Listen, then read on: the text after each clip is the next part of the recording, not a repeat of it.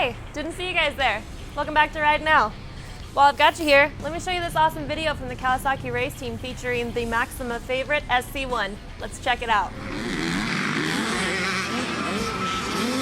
For us, SC1 is a great product that we use pretty often, especially if we have some muddy conditions to where we don't want mud sticking to the bike, and maybe you have a part that's a little bit worn out and you want to put some shine on it and make it a little bit newer.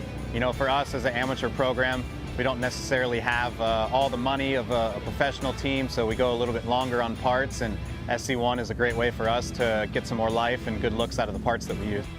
I'm Ryan Holiday from Monster Energy Kawasaki Team Green, and we trust Maxima oils. All right, guys, this stuff is not only a Kawi team favorite, it's a Ride Now favorite as well. We use this stuff every day on our side-by-sides, motorcycles, and ATVs. Come down and pick up a can for yourself today. We'll see you soon.